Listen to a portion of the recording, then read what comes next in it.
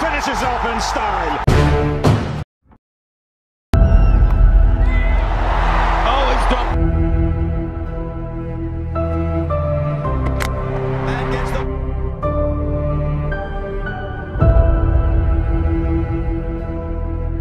A lot of talk happening about Rishabh Pant every day, every minute.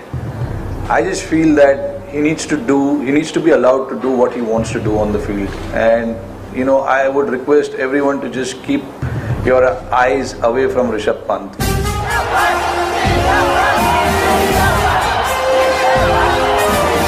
बीते कुछ दिनों में जिस भारतीय खिलाड़ी ने सबसे ज़्यादा नाम कमाया है वह है ऋषभ पंत। सिर्फ 24 साल की उम्र में उसने अब तक इतने उतार चढ़ाव को देख लिया है कि वह समय से पहले ही मैच्योर हो चुके हैं। शुरुआती सफलता जल्दी मिलने के बाद जो नाकामयाबी रास्ते में आती है वह किसी को भी झकझोर सकती है, लेकिन ऋषभ पंत ने बहुत ही साहसिक तरीके से इन सब को हैंडल किया। महेंद्र सिंह धोनी का उत्तराधिकारी होकर मैदान में उतरना किसी के लिए भी आसान बात नहीं है। यह जो अतिरिक्त दबाव होता है ना, वह किसी भी खिलाड़ी को परेशान कर सकता है, लेकिन ऋषभ पंत के साथ ऐसा नहीं है। अपने दिवंगत पिता को मुखाग्नि देने के तुरंत बाद क्रिकेट के मैदान पर लौटे ऋषभ पंत की कहानी अलग है, सबसे अलग है।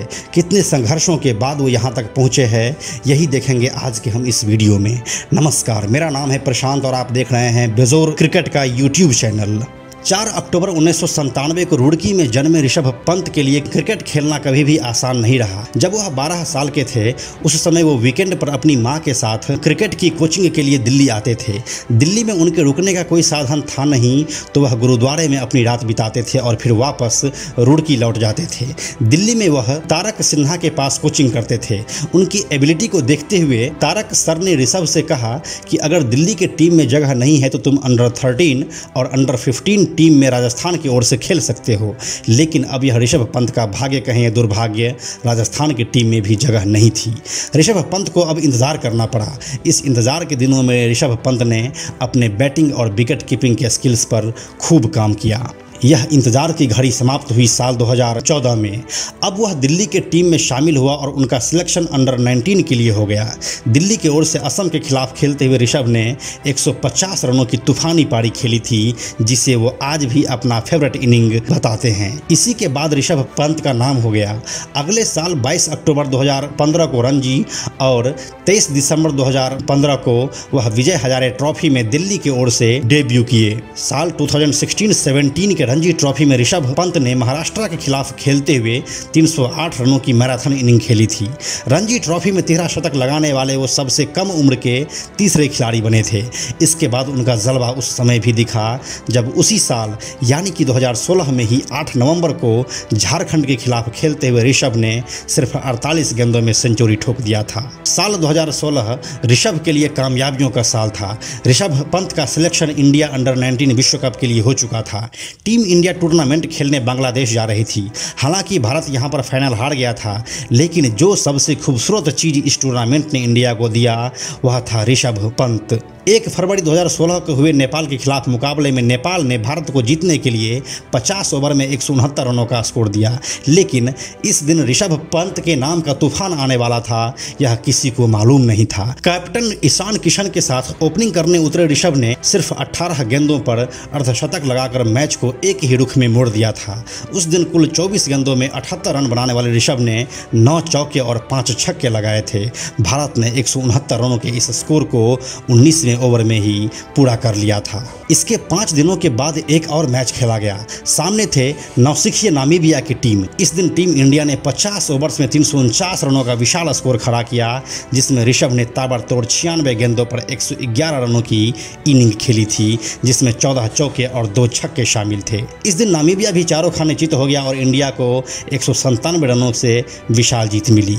ऋषभ पंत एक बार फिर मैन ऑफ द मैच चुने गए। संयोग देखिए, इसी दिन IPL 2016 का ऑक्शन हुआ और ऋषभ पंत के नाम पर दिल्ली डेयरडेविल्स ने 1.9 करोड़ की मुहर लगा दी। उसी साल के IPL में अपना तीसरा ही मैच गुजरात लायंस के खिलाफ खेलते हुए ऋषभ पंत ने 25 गेंदों पर अर्धशतक लगाते हुए कुल 40 गेंदों पर 69 रनों की इनिंग खेली और अपनी उपयोगिता साबित किया। फरवरी 2017 में ऋषभ पंत का इंटरनेशनल डेब्यू हुआ। सामने थी इंग्लैंड और फॉर्मेट था T20। ऋषभ पंत का खेल कुछ ज़्यादा असरदार नहीं रहा, लेकिन अगले ही कुछ महीनों में IPL 2017 शुरू हो गया। इस सीजन में खेले गए कुल 14 मैचों में ऋषभ पंत ने 366 रन बनाया, जिसमें गुजरात लायंस के खिलाफ 43 गेंदों में खेली गई 97 रनों की इनिंग भी शामिल थी। इस बात को नोटिस कर लिया गया, लगा कि कोई तो आया है जो अब तबाही मचा सकता है, और इस बात को सच कर दिखाया ऋषभ पंत ने साल 2018 के IPL में।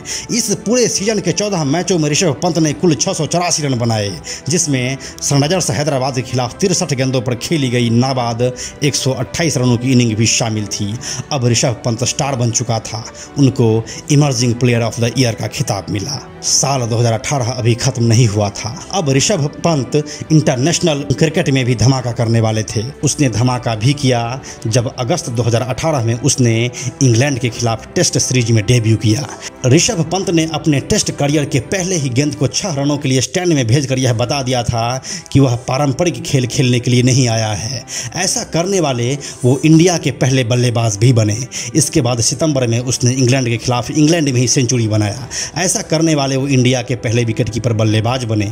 सीरीज खत्म हुआ और ऋषभ पंत नाम कमाकर देश वापस लौटे। इसके बाद अक्टूबर 2018 में वेस्ट इंडीज़ के खिलाफ वो वनडे इंटरनेशनल में डेब्यू किए। इसके बाद दिसंबर 2018 में टीम इंडिया टेस्ट खेलने ऑस्ट्रेलिया के दौरे पर गई, जिसमें ऋषभ पंत को भी शामिल किया गया। इस सीरीज का पहला टेस्ट एडिलेड में खेला गया था, जिसमें ऋषभ पंत ने दोनों इनिंग्स मिलाकर कुल 11 कैच लिए। लेकिन कमाल तो हो गया सिडनी में खेले गए चौथे टेस्ट में, जिसमें ऋषभ पंत ने सेंचुरी ठोक दिया। किसी भी भारतीय विकेटकीपर बल्लेबाज द्वारा ऑस्ट्रेलिया की धरती पर बनाया गया यह पहला शतक था। ऋषभ पंत का नाम इतिहास में दर्ज हो चुका था। साल 2019 का IPL भी ऋषभ पंत के हिसाब से मिलाजुला परफॉर्मेंस लेकर आया और उस सीजन में ऋषभ पंत ने कुल 488 रन बनाए। इस दौरान उनका स्ट्राइक रेट 162 का रहा। अब शुरू होता है साल 2019 का क्रिकेट विश्व कप। ऋषभ पंत टीम में शामिल तो थे, लेकिन प्लेइंग 11 में उनको जगह नहीं मिल रही थी। दुर्भाग्यवश शिखर धवन चोटिल होकर बाहर हो गए और यह मौका मिल गया ऋषभ पंत को। इस दौरान ऋषभ पंत ने 4 मैचों में सिर्फ 116 रन ही बनाए। यहाँ पर किस्मत ने उनके साथ एक बार और धोखा किया, जब साल 2020 के IPL में ऋषभ पंत के हिस्से में सिर्फ 343 रन ही आए। यह दौर बुरा चल रहा था, लेकिन ऋषभ पंत खिलाड़ी बुरा नहीं था। उसे कमबैक करना आता था और उसने कमबैक किया भी। साल 2020 के आखिर में टीम इंडिया ऑस्ट्रेलिया के दौरे पर गई। इस सीरीज में ऋषभ पंत ने कुछ महत्वपूर्ण इनिंग्स खेली, जिसमें 118 गेंदों पर खेली गई 97 रनों की पारी भी शामिल है। लेकिन उनको स्टार बना गई ब्रिस्बेन के गाबा का 89 रनों का मैच विनिंग नॉक। साल 1988 से गाबा में अजेय रही ऑस्ट्रेलिया को ऋषभ पंत ने अकेले ही धूल चटा दिया था, वो भी उस समय जब प्लेइंग 11 में विराट कोहली, जसप्रीत बुमराह, अश्विन और जडेजा नहीं खेल रहे थे। इस इनिंग ने ऋषभ पंत को हीरो बना दिया था और वह इस हीरोइक्स को डिजर्व भी करते थे।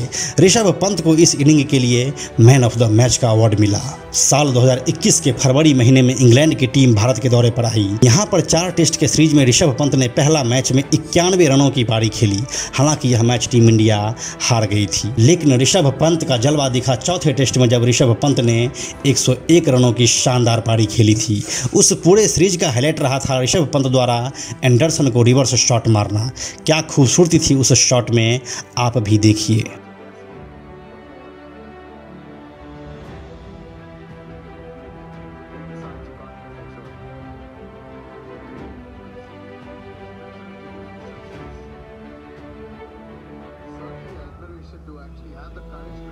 अब वक्त आ गया था IPL 2021 का। ऋषभ पंत अब एक कदम आगे बढ़ने वाले थे। जब श्रेयस अय्यर की चोट की वजह से IPL 2021 से उनकी विदाई हो गई, तब दिल्ली कैपिटल्स की कमान आई ऋषभ पंत के हाथों में। उनका पहला मुकाबला 10 अप्रैल को चेन्नई सुपर किंग्स के साथ था, जिसे दिल्ली ने 7 विकेट से जीता और ऋषभ पंत ने कैप्टन के रूप में अपना जीत का खाता खोला, वह भी महेंद्र सिंह धोनी के खिलाफ। IPL 2021 का सीजन अभी खत्म नहीं हुआ है और ऋषभ पंत का जलवा फिर से दिखने वाला है। इस बात को तो निस्संदेह ही माना जा सकता है कि धोनी की जगह पर टीम इंडिया के 2 ही फेवरेट विकेटकीपर बल्लेबाज हैं, KL राहुल और ऋषभ पंत। इस बायोग्राफी सीरीज में KL राहुल की कहानी हम आपको पहले ही सुना चुके हैं। अगर आपने उस वीडियो को नहीं देखा है तो नीचे डिस्क्रिप्शन में दिए गए लिंक पर क्लिक करके देख सकते हैं। तो यही थी ऋषभ पंत की अब तक की पूरी कहानी। उनको आने वाले करियर के लिए शुभकामनाएं। आप अगली वीडियो किस क्रिकेटर पर देखना चाहते हैं हमें कमेंट बॉक्स में बताएं। साथ साथ ही वीडियो अगर आपको अच्छी लगी हो तो इसे लाइक और शेयर जरूर करें। हमें सपोर्ट करने के लिए और हमसे जुड़े रहने के लिए बेजोर क्रिकेट के इस चैनल को सब्सक्राइब करके नोटिफिकेशन बेल जरूर ऑन कर लें। Thank you so much.